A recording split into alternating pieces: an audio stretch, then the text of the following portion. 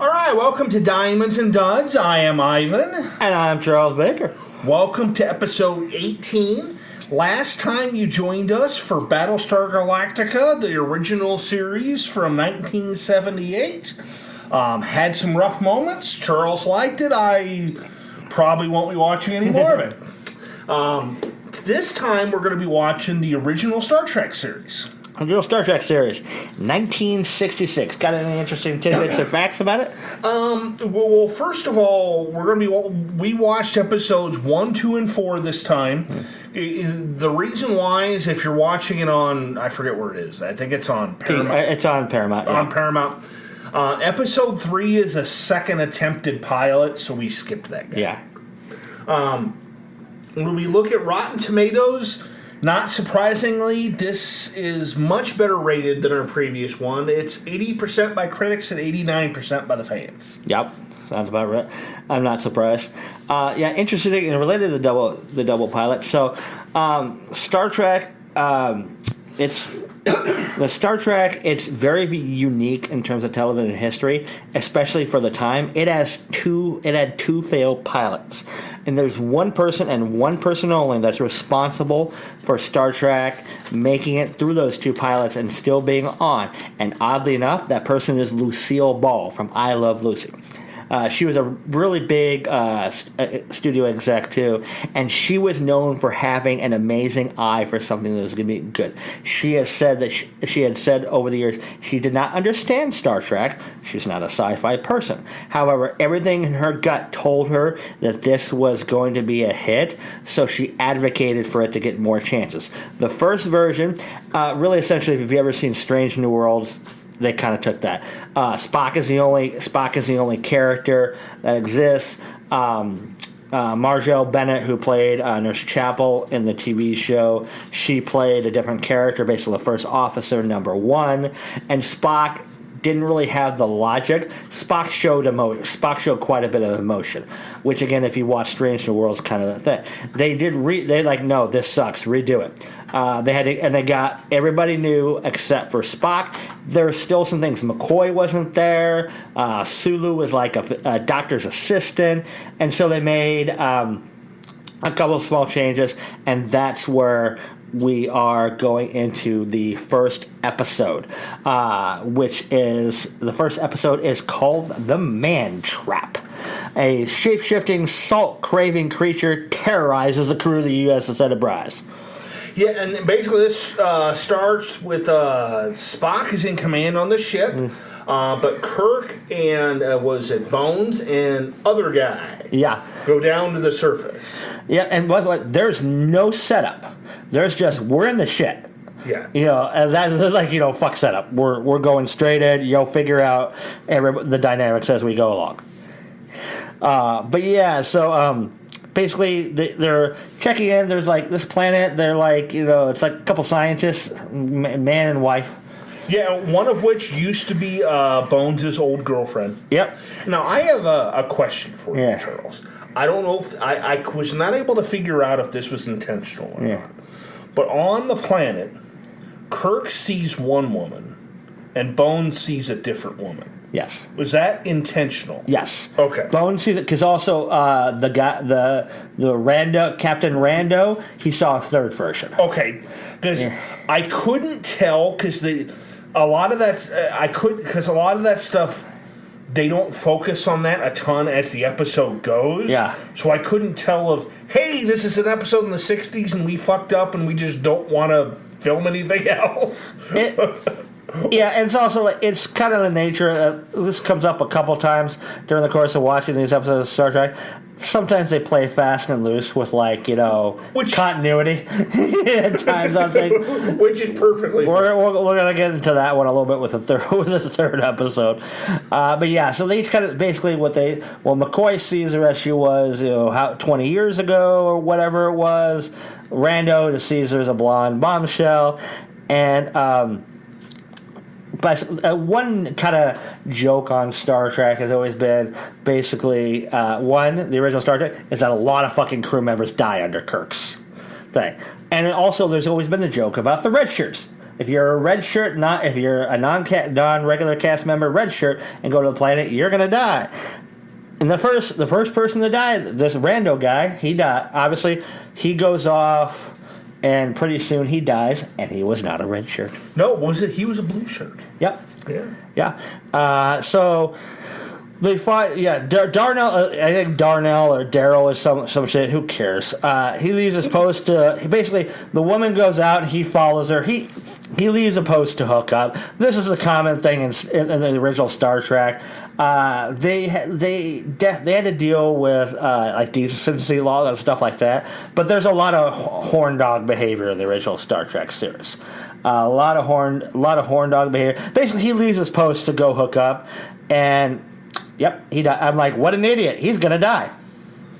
Yeah, and that happened. Yeah, that's one of the first things I noticed in this is that quite a few people die, and people aren't very concerned.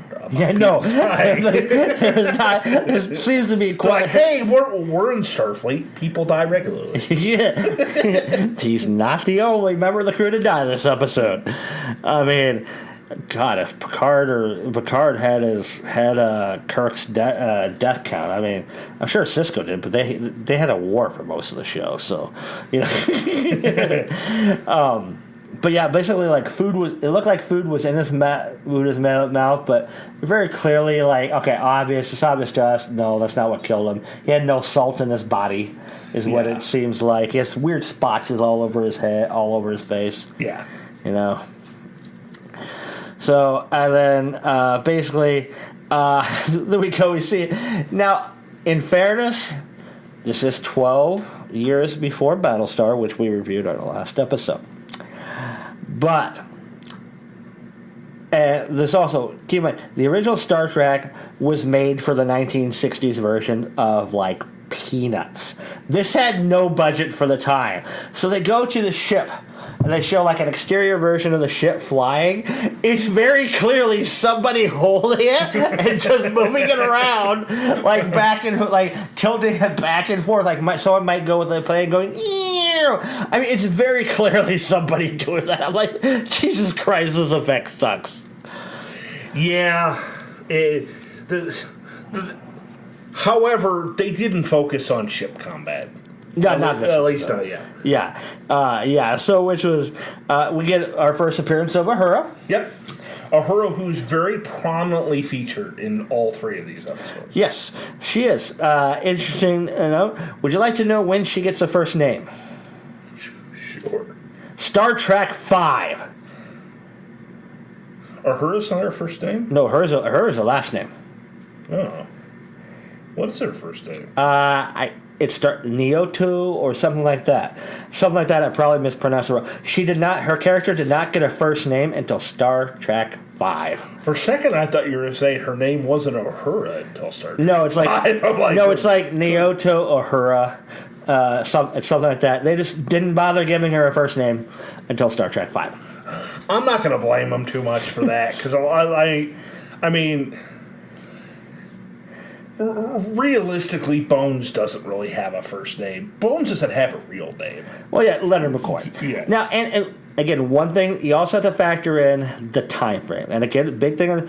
This is in mid 1960s, big civil rights. The fact that there's an African American in a television show that aired during prime time was seen as a massive thing. She actually wanted to leave the show after the first season because she felt there wasn't really a whole lot for her to do.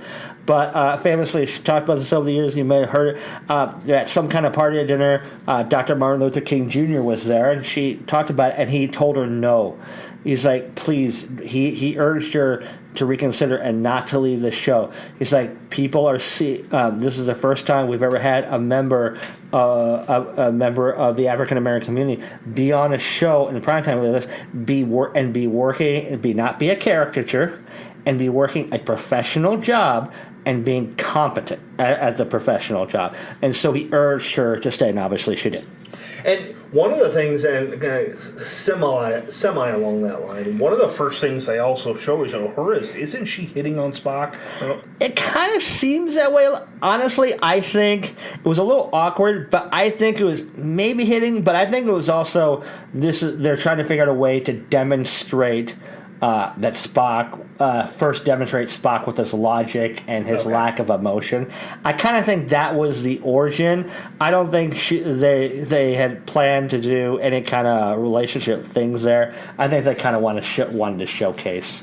Okay, yeah, Spock's different. He doesn't, He has the logic to years, which Leonard Nimoy got nominated for Emmys all 3 years. Oh wow, okay. He did not win one, but he got nominated for Primetime for Best Supporting Actor. That's cool. Yeah, and so McCoy rather he doesn't think the plant did the killing. He's like, no. And you'll notice. Did you notice how Kirk in that scene in sick bay? McCoy talking about how he didn't think the plant did the killing. Did you notice how the interaction between Kirk and McCoy? I think Kirk went from he started ripping, screaming at McCoy. He's went from 0 to 100. I don't want guesses. I want. He started screaming at McCoy. I've seen quite a few episodes here and there. If you just seen the movies, they don't get this as much. But Kirk is kind of all over the emotional map of the television show. He will on a dime just start screaming to some of the cast, some of the other crew members that are not Spock. He'll just start screaming at them, sometimes for what really feels unwarranted, Yeah, and I also wrote down here that Spock has no reaction to the crew member dying. No, Spock doesn't. He does everything with everybody else with it. And I know it's probably also part to show that he doesn't what do you call it, show emotions. But yeah, it's Yeah. And we have, I wrote down Jesus, Kirk is bipolar because again, Kirk at one point, because McCoy says all the salt is gone, and Kirk doesn't like mysteries. I'm like, wait, isn't mysteries solving mysteries? Isn't that what Starfleet is? I know, solving mysteries kind of the point of all this. But soon enough, we have 2 more dead crew members. So now we have, is it 4? 3. Well, we get 4 by the end of the episode. Okay, we're up to 3 now, and how many red shirts? 0. In the first now. This is just an aspect of the first episode. Throughout the series, it does become a legit thing. I just thought it was funny that 4 crew members died in the first episode, and none of them was a red shirt. Yeah. Later on, it ends up being, okay, Kirk, McCoy, and a red shirt go down to the planet. Oh, well, that guy's dying. Yeah. Yeah, and really, yes, in the original series, pretty much, anyone who, if you were just Joe Schmo went down to the planet, you were fucking dead. One of the things, and we'll get through this episode. One of the things I also noticed, being that I hadn't seen much of the original series at all, is that there's no Scotty. Yes, Scotty does not make his appearance in the first episode. Yeah. I assume at that point that they hadn't. But one thing I do know is that the official cast members in the original series were Kirk, Spock, and McCoy. Those are the other 3 were listed as supporting, meaning they were not contracted. They were contracted basically per episode, and so they could come and go to take other jobs. That's where Chekhov comes. Chekhov's not in the first season at all. In the second season, there's a period of 4 episodes where Sulu was going to be off filming a World War II movie, and so they cast the character of Chekhov to fill in. And for a long time, the actor Sulu has talked about this. He did not treat Chekhov very well at all on the original series because he saw him as a threat. They since long since mended that, but yeah. So you'll see that if you go through the original series, you'll see episodes where they come basically some of them come and go. Sulu's not in the second one. Okay, and this thing that comes up as we go back kind of to the episode seems to be changing its appearance. Yeah. To basically, feels like to take salt from crew member to crew member. But the other thing I wrote down here is that the crew members seem to be changed. certain crew members seem to be changing their uniform style frequently. Yeah. Because there's one style which you would notice as, let's just call it the normal Star Trek, but then there's also one that's a giant open V-neck. Yep, Kirk wears that one a lot throughout the series, and his green V-neck. Yeah. You also notice in this episode, I don't think we see Sulu at the helm really for the most part. His role in this episode is botanist. They're still trying to figure out where they're going to play, where long term he's gonna go. He's a botanist in this episode, and we also have. This is the first appearance of a person who was meant to be one of the supporting characters throughout the entire original series, but only ended up appearing in about the first 15 episodes. Is that nurse? Yeah, not the nurse. Not the blonde-haired lady? Janice Rand. There were some reasons I think that she didn't. I think she might have had some troubles throughout her life. I do know that she has cameos in a number of the original series movies. She's in 6. She's on Sulu's bridge. She's one of the crew members on Sulu's bridge in 6. I think she's one of the crew members in 1. They brought her back. But I know she's in 3 because remember 3, the very beginning, they're going back in space dock and like the ship's all beat to hell from Star Trek 2, and there's just that one older Starfleet officer girl that's just shaking her head in like disgust. Yeah. That's her. Okay. So like she never had. So they had her appear a couple times in the movies, but after the first 15 episodes, she's gone, never to be seen again. Okay. But yeah, and so like the husband's kind of hiding it. The husband obviously knows, and she also though seems to have an affinity for McCoy. She's drugged him so that he's like asleep, and but she's not taking his salt. Yeah. Yeah, I noticed that too. And it's like throughout the course of the episode, we learn that it's not just salt craze; it's also love. So that's kind of what it is. She can kind of read minds a little bit, which is I think so. She kind of feels a love, and so it kind of in the end we keep on, like, we have a lot of close calls, almost gets Rand a few times, almost gets Sulu. We do get another death on the ship at another point. So we're up to 4. We're up to 4 deaths. And it all climaxes in, I believe, McCoy's room. With McCoy, the Salt Monster, and Kirk. And Spock, actually. I think Spock. Yeah, I think Spock's in there, too. Yeah, Spock was there, too. And basically, they start sucking, the salts out of Kirk. And, he starts screaming.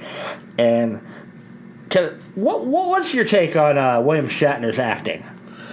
I think he tries really hard.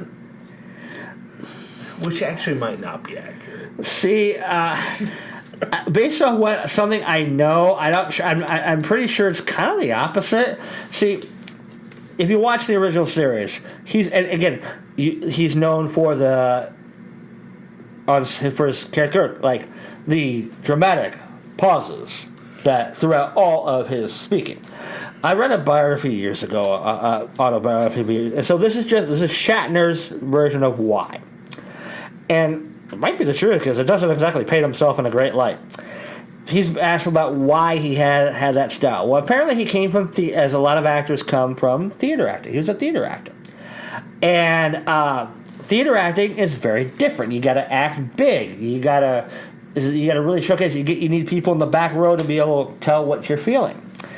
And so it's a transition. Everybody will talk and emote on screen. It's a different thing. It's It's different. Most people learn to how to talk. Like Robert De Niro, he started as a theater actor. There's countless others.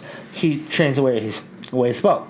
William Shatner said he didn't bother to change. He just figured he just kept doing. And so there's also a lot of dramatic random pauses and also overacting like to the nth degree, like screaming at he's screaming at Bones when he's just when he just says, I don't know why there's no salt in his body. He just fucking screams at the poor guy.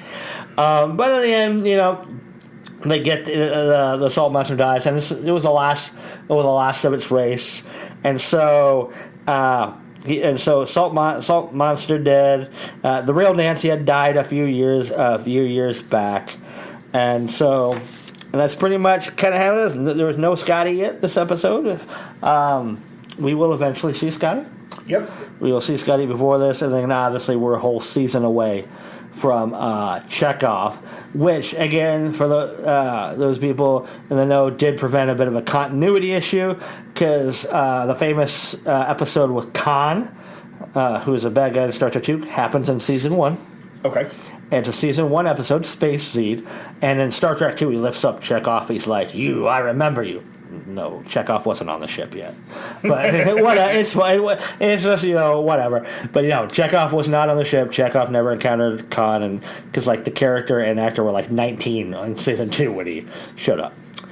So yeah, overall I'd say Overall, as far as pilots go, obviously this wasn't meant to be Shakespeare. I thought it was fine. Yeah. It kind of got the characters across what they were supposed to be. Yeah.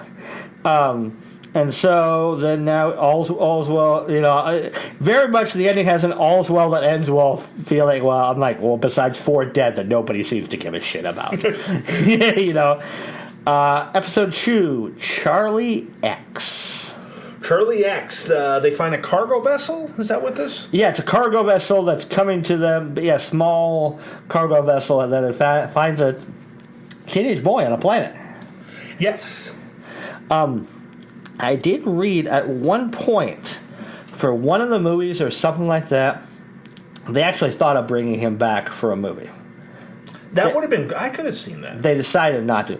And this is the first episode of a very, very common Star Trek, the original series trope. We probably have, throughout the original series, maybe 20 or to 25 episodes are a variation of this, and I might be underselling it. And it's also this is the first time I guess we have again Kirk's green shirt, very prominent. Yep. So I guess Charlie spent most of his life on a planet alone. Yeah, most of his planet alone, does not understand how humans are supposed to act. Which seems to be a big trend throughout this episode.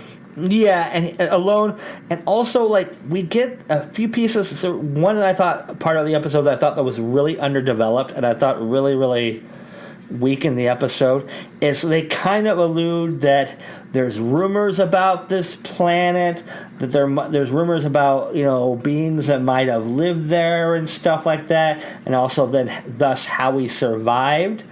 But I really think we needed to explore it a little bit more than we did. I would 100% agree. Because I really think that, especially at the end that we'll get to, I really, really think it kind of caused them to shit the bed a little. So one thing that I was like, so it starts off basically Star Trek episodes, the original series, they get to the action right away, and they're usually going straight to the final bell. There's not usually a whole lot of wrap up. A lot of shows you see especially. We'll see shows that were on television pre-streaming, to say a show like Supernatural, okay? Supernatural, typically what you would see, and this is Buffy, whatever, often in episodes, you would get the climax solved at the last, with a scene or two left, where there's a couple of scenes kind of wrapping up or, calling back to the first scene of the episode, things like that, or in genre shows, advancing the ongoing storyline.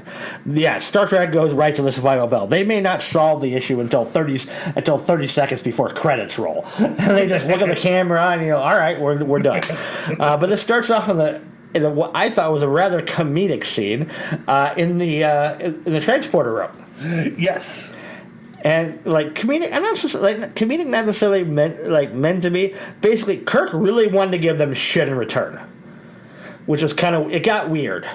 It did. It absolutely did. It got weird. He kept on saying we have basically we have it's weird because like movies and DVDs didn't exist then, but he's like, we have tapes, of entertainment, we have this with that. They're like, no, we're good, it was really weird, I thought. Yeah. Yes. Yeah. And then it becomes really clear that Charlie X is just really out of the loop on pretty much everything really right away, right? He's out of the loop on everything right away. He doesn't understand how humans are supposed to act. And a lot of this episode ends up being the crew trying to teach him. Yeah, he slaps Janice Wren's ass, and he can still have Kirk tell you why that and he ends up slapping Kirk's ass, which I thought was funny. that was really funny. Yeah, Kirk it's something we don't do that, and again he's second episode where again Rand kind of exists. I can see why if she was written off, she doesn't really have a whole lot of point. What she is basically she brings Kirk his food and stuff. That's like her official job. Is she's like a yeoman. Basically, her job is to bring Kirk his coffee and stuff like that. So I can understand why she eventually got phased out, because her existence is just for the bad thing or whatever, basically to lust after her. Because again, he's also a 17-year-old boy who doesn't understand it, which makes things very interesting there. Yes, it absolutely does. Yes. Yeah, and so I thought it was funny that there was a conversation on the Enterprise on the bridge about basically who's going to teach him about puberty. without saying it, and which was funny, and Bones gets voluntold. Bones gets voluntold, and I think part of it's also we can't have him slapping. Yeah. It was also, I think, the first. They didn't go full out more like they know, but it was the first signs of the first Bones Spock argument. Yes, absolutely. Which is a hallmark of them throughout the original series and throughout the movies, is because they're meant to be, the yin and yang, and Kirk kind of being in the middle. Spock's meant to be ultra logical, no emotional. McCoy's supposed to be full emotion and oftentimes no logic whatsoever. And so they pretty much they bash each other quite a bit. Yeah. And isn't there a part in this episode where, and I thought this was really weird, where Kirk teaches Charlie how to fight? Yes. Yeah, it's once he starts kind of developing some powers. Basically, he can make throughout the course he can make anything happen that he wants, and that's and he starts and so it's when, because obviously Janice Rand's going to turn him down because he's 17 and she's 30, and even in the 60s that was a problem. Yes, it was, and so that's when Kirk goes shirtless and decides to teach him how to fight. Yeah, to try to get some of his get some of your aggression out. Yeah, and which does that go very well? No, it does not go very well. No, it ends with a person disappearing. Now, is that person 5 to die? No. We'll get to that at the end. Okay. Unfortunately, no, that was not person 5. And that person was not wearing a uniform at the time, so it would have been indeterminate. He also plays 3D chess with Spock. Now, does 3D chess have rules? I don't know. I was trying to figure out as I was watching it if there are rules. And if there were, I don't think that Kirk or Spock or anybody playing knew what they were. There certainly weren't rules then. I'm sure some devoted fan has come up with a list of rules based off what they've seen at the time. But I also think it makes no goddamn sense to have if you're playing a version of chess, 3-dimensional whatever, against a super intelligent, logical being like Spock who can do calculations in his head. It's not data level, but Kirk's not fucking beating him at chess. No. Bullshit. I call bullshit on that. That was a William Shatner thing or something like that. Kirk does not beat Spock in chess. No. You know? I mean... Because, let's be honest, if Kirk had beaten Spock in chess here, we would have heard about it in every single movie ever. Yep. Kirk would be like, yeah, but you remember that time I beat you in chess? Would be like a regular thing that Kirk would say. Yep. And so Charlie X tries to play him in chess, and that does not go well either. No. Charlie X gets his ass kicked. And then he burns up the chess pieces. Kind of throws a temper tantrum. He does. And so at this point, we've seen him make people disappear. We've seen him, he doesn't like something Uhura says, and he makes her mute. He burns up the pieces. We see very clearly Charlie X does not have any limit. With this mind, he can do anything he wants at any time. Yes. And that's what I meant about it's a common theme in Star Trek episodes.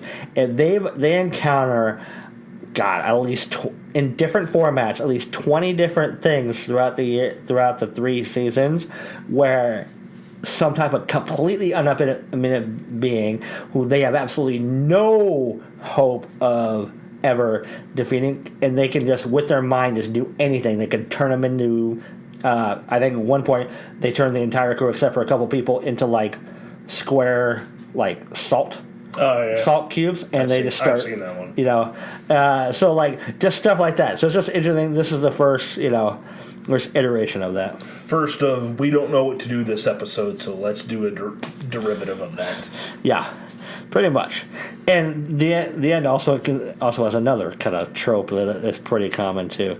But yeah, so it kind of then de-escalates quickly because we get another reference to the cargo ship. Yep. What happens to the cargo ship? The cargo ship blows up. Yep. Basically, they tried because basically they obviously knew what the score was. They weren't going to say anything in Charlie X's presence. So as soon as they were gone, they tried to hail Kirk to give him a heads up about Charlie and what he could do. Problem was Charlie was on the bridge next to Kirk at that time. So right. As soon as they start talking, Charlie, his mind blows up. And so that's right. The kill count is 20 for this episode. Now, they're all on a different, but they were definitely blown up. They weren't just disappeared. They were all blown up and very much murdered.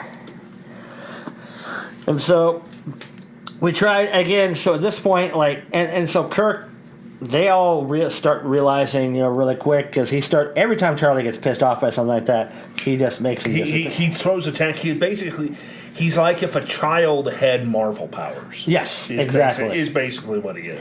And so they're like, they're supposed to be taking him to this planet with a colony full of people. They're like, Kirk's like, we can't take him there.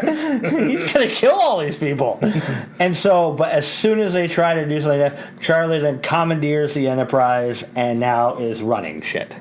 Yeah, he decided, okay, well, then I get to do what I want now. Yep. And so they're trying to figure out what to do with because with him being able to make anybody disappear, with nary a thought. And at one point, he even makes, who did he make disappear? Was it Rand? I think so. Yeah, he made Rand disappear, which right away I was like, oh, okay, not dead because Rand's in future episodes. Rand's in like 15, so Rand's not dead. And so I thought their solution for solving the problem was a little was a little like we have not a lot of time left. We were like, okay, we got like we were told we had to have this wrapped by 42 minutes. Yep. We're at 41:30. Yeah. So pretty much what we have here is like, oh yeah, he has a limit on how much he can be doing. What he's taking up most of his power by running the Enterprise. Let's turn on all the lights. That's okay. So we're going to turn on all the lights, and that's what's going to depower him. Okay. This is Star Trek. All right. Let's do it. It's Star Trek. It's not meant to make sense. Yeah. So they turn on it, and then, everybody comes back, and then we get another Star Trek trope. flowy, glowing light out on the view screen. Yeah, that's right. Yeah, it's like, hey, we'll take them off your head. Yeah, so like we'll take him back, and he's like, no, please, I'll be good. I'm like, literally, like it's very clear that the flowy thing's like someone has a cup of water and a flashlight, the color, and it's that on screen, which is again, you see that a lot with Star Trek. Charlie was scared shitless, and I thought this ending really fell flat to me. It absolutely did. It's like. Yeah, with as cool as the rest of the stuff was, with all, and yes, it was a trope, but it was the first time these tropes had appeared. For it to just sort of, wrap up in 2 seconds, I don't like. Yeah, especially, and they needed to again, like I said, they needed to develop his origins a little bit more. Yeah. Because they mentioned very briefly rumors or legends of these beings on this planet. That was just mentioned one throwaway sentence by like Spock or somebody. That needed to be mentioned a couple of times to really set up the fact that this could have been a potential ending. Okay. So this episode, what'd you think of it over? I mean, I was like, I thought it was okay. I thought that the Charlie character was interesting. I thought they could have done better stuff with it. The tropes didn't bother me because it was the first time I'd really seen them.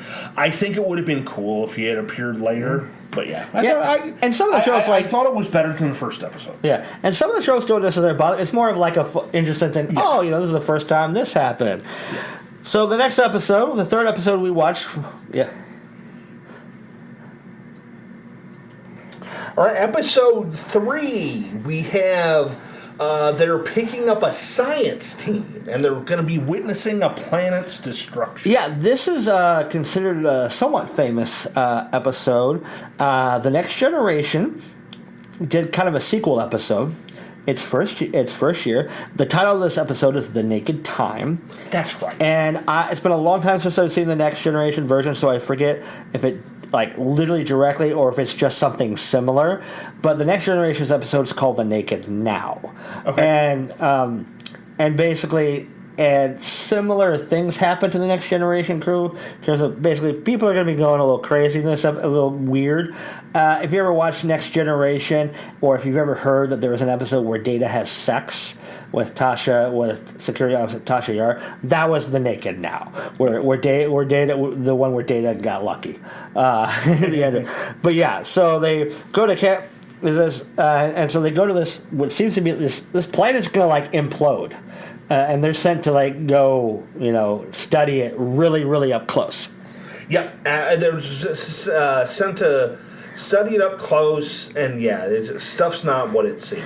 Yeah, pretty much. You have already like Spock and Joe Schmo go down, and so is Joe Schmo going to survive? Well, he's going to make it back to the Enterprise. We'll give him that. But basically, look, everybody's dead. They're dead. They all have. Like, I don't know if it's ash or ice or whatever, but basically, they're all dead. One of them's frozen at, like, a desk, at, like, what appears to be a desk. They talk about how someone was taking a shower fully clothed. Just some kind of really weird aspects like that. And I got to talk a little bit. The effects here are ridiculous. First of all, I got to talk about those goddamn hazmat suits. Yeah, the hazmat suits are bizarre. First of all, there's literally it's looks they got like a hat, like it's like they're orange, they got some kind of design on it, whatever, that's like a pattern. But like at one point Spock goes into another room and like Joe Schmo, aka stupidest crew member on the Enterprise, like he's got a nose itch. So he takes off the glove, reaches into his so the helmet's not even connected. So the helmet's not connected. It's just a hat that goes like to here. Okay, so air's freely getting in before, but he goes scratches his nose and like what the like. Yeah, so a blood thing is on, so clearly he gets infected with something. But it was like the stupidest thing I've seen. Yeah. And so they beam up. You see, and it's a little bit of a slow burn with him. You see him like massaging his hand. He starts to act Weird. Basically, he is really like down. Basically, talking about we shouldn't be out here in space. The people died. Just really, really, just like focusing completely on that. Yeah. And we get our first appearance of Scotty. Yep, Scotty's in this episode, and also Sulu's back, because Sulu was not in the last episode. No, he was not. Sulu is back in this one. A couple key notes about Scotty. Scott, the actor, he was the oldest actor. He was in his 40s already. Okay. He was, despite the accent, he is Canadian. He fought in World War II. He was in D-Day. He stormed the beaches of Normandy. He got shot 6 times on D-Day. Oh, wow. Now, one of them did hit a canteen, so one of them did not pierce him, but the other 5 bullets did, and he survived. He lost a finger. So throughout the course of any time, whether on the original series or the movies, he always took great care, I think it's his left hand, not to let that hand show. And usually if that hand is flat out seen, his face is not, and there's usually a double. There's a couple scenes where he has a glove or something, a prosthetic. Okay. But for the most, he is actually missing a finger, and people did not. No one knew it until decades later. Oh yeah, Yeah, no one knew it decades later. But yeah, Scotty's here. We seen in a couple episodes a kind of mess hall. And we notice we also notice throughout the course of the first couple of episodes, we see them, the creators of the show, figuring some things out that they want. Earlier, I want to say in episode 2, it was like a mess hall with a cook that was there. In this episode now we have a primitive version of the replicators. Basically, They have a little chip they put in, and food comes out. And they get food, yeah. Yeah, so I think it's them that they go along, because at this point, there's still no Federation. There's no Starfleet. Kirk mentions Earth scientists at one point in this episode. So, they're still figuring... That will come a little bit later. I think at one point in one of the episodes, they mentioned Earth's Defense Force or something like that. Yeah. So, they are still... They're gradually kind of developing... figuring out how they want this world. Yeah. Yeah, but this guy's overly dramatic, especially in the mess hall. It gets into a little fight with Sulu. Yep. And is this the time when the famous Sulu part... A little bit, yeah, because in a little bit, you see, they make it very clear that Sulu and this other guy, O'Reilly, whatever it was, gets transported to, and pretty soon, yes, exactly, they both. And so what happens to Sulu? Yeah. This is the part we've all seen. Yeah. So Sulu doesn't have his shirt on, and Sulu has his sword fights. Yes. And George Takei fought for this. He fought because that's a talent he has. He's an accomplished fencing. He fought for being shirtless because he knew, he's ripped. He's ripped on the original series. He fought for being shirtless and being able to demonstrate his fencing, which he was able to do. And that skill gets connected to when they did the reboot movies. The Sulu character had the fencing ability then, and so they kind of kept that fencing. I don't think he fences again on the entire original run, but hey, he got to do it that one time. Yeah. So Sulu, it's affecting everybody in different ways. Sulu is sword fighting. Riley is, I guess, Irish, and so he's just fucking going crazy. And that's right. And it's passing by touch, and it's hard for the crew to track down what's going on because everybody's reacting completely different. Yeah, and there's a couple big plot holes with that. We think it's touch, but it ends up not quite. But they show us a pretty well progression because the first guy dies pretty quick. He during the fight he stabs himself, and basically he just dies. He has no it's not even a serious knife wound. McCoy's doesn't understand it at all because it's just the guy lost the will to live. Essentially, he's he shouldn't have died. It should have been easy.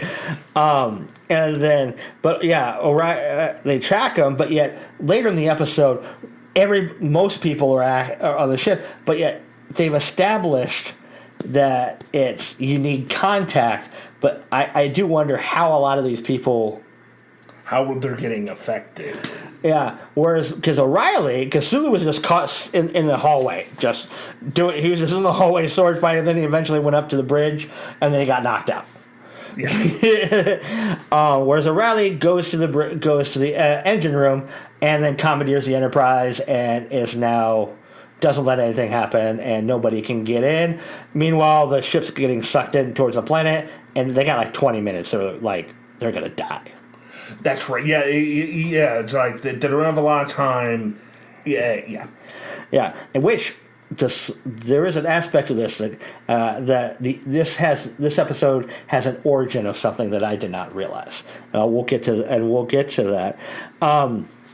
And that's what a lot of this episode is they're trying to figure out how to get to O'Reilly to like knock his ass out so they can, because he shut down the engines. Yeah, so they can get the hell away from the planet that they're getting sucked into and not completely blow up. Yeah, and you start to see most people. McCoy never gets affected. His role is fairly small.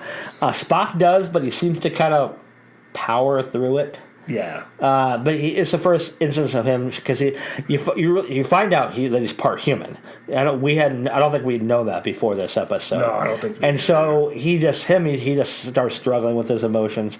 Kirk gets affected, but kind of you don't really see much. I mean, Kirk kind of is all over the place anyway. Yeah, it's like, and Kirk, I was wondering because at the very beginning he interacted with Sulu. And while Sulu was all, because they said later, you find out it's perspiration, it's sweat, it's the water, and like Kirk touched him while he was sweating, but while Sulu was all sweaty, whatever, okay. Yeah. But he gets affected later on. They finally get to O'Reilly, knock his ass. Well, they don't knock him out; they just take him. They just take him away, and he's completely turned the engines off. Like, it's going to take like 30 minutes to turn on the engines on. We have 8 before we die. This is physics. Scotty's like, this is physics. It's going to take 30. It takes what it takes. And so they have to basically throw this Hail Mary where if they enter this certain equation, then it could just cold start the engine and jump them really fast. That's where they need Kirk. That's what Kirk gets infected because he's like trying to get Spock to snap out of his emotional crying. He eventually does. Now the origin of something mentioned is this cold. Obviously, it works, and the day is won. But this cold start. Okay, what do you remember? Do you remember what happens at the end of this episode? They do something unexpected. They went back in time. Yep. What movie did they go back in time in? It's 4, right? 4. This is the method. Oh, okay. They actually mention it in Star Trek 4. They don't mention the exact episode. They said that we have done this before. So this is if you've seen Star Trek 4 when they put the calculator, it's the exact thing. This is the first time they did it. The time travel thing was by accident. I do like what Kirk says at the end, where because Spock's like, now we can go to anytime, any place, and Kirk's basically like, that's not gonna. We'll go. We need to. Don't worry. This series is not going to be about going back in time whenever we want, but we are going to go back in time if we need to. Because that's what the episode says. So, this is the first episode that had everybody. Obviously, Chekhov wasn't cast. So Chekhov wasn't cast yet, but they had everybody there. Yeah, and one thing people are starting to what do you call it? Settle into their roles a bit more now. One thing I thought was really funny is they use in all the Star Treks, they use captain's logs or whatnot. In this series, at least in the beginning, they use it sometimes as more of a narrative function too. I'm like, when 8 minutes left, when they're in the they come back from a commercial with Kirk doing during a captain's log when they're in the engine room trying to figure it out. 8 minutes left. Does he really have time to record a captain's log? In the end, it's for television purposes as a little recap of where we're at. But really not the time for this shit. So overall, they went back. So they went back in time 3 days. Yep. So here's what I'm wondering. Again, this is just a question. It's not something that's meant to be answered. For those 3 days, were there 2 Enterprises? Or did the Enterprise just simply not interact and do those things? Yeah.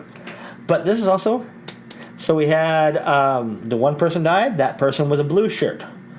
So we watched 3 episodes. 5 Enterprise cruise members died. No red shirts. No red shirts died. Don't worry, they more than make up for it. Oh yeah, they'll make up for that. So Cool. now we're going to determine whether it's a diamond or a dud. Again, as always, this is our process. The process basically, a diamond is legitimately great. Is a quality. It goes from 1 to 5. Then you have dud.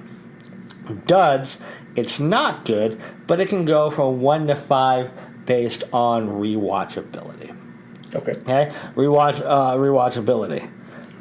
For me, I would say it's a diamond. Mm-hmm. It's hard for me not to say where all the Star Trek stuff spawned from to be a diamond. I'd probably give it a diamond, like 1.5 to 2. But the original's a bit tough for me to watch. I struggled with this one. Now, first, please do note that I am a lifelong Star Trek fan. I grew up on Next Generation. Deep Space Nine is my favorite show. Star Trek Voyager has issues, but I have a soft spot in it because it was the first one I watched from start to finish. Love Strange New Worlds, Lower Decks. Love a lot of Star Trek.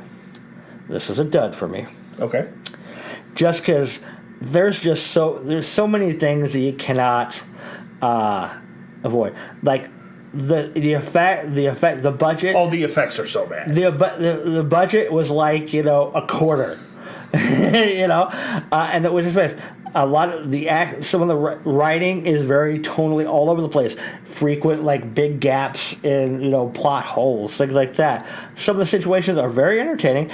The acting, we know it's kind of a legend, just what Kirk was, and a lot of times it works for it.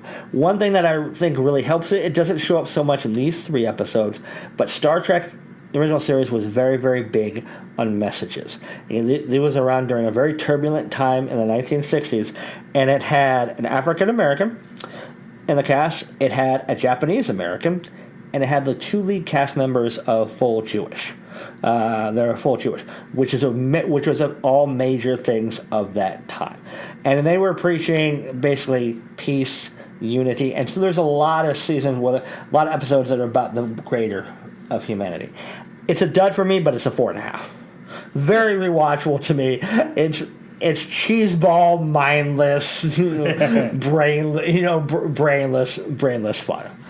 So yeah, so that's where we're at. So next time, what are we into next time? Next time we're going to be doing the Borderlands movie. Oh yeah, Borderlands. I'm a big fan of the Borderlands games. Are you a big fan of the Borderlands games? I'm a huge fan of the Borderlands games. I can't wait for this to be a 5-star diamond. Yeah, I'm quite certain that's how this is going to turn out. All right. Have a good one, everybody. Bye.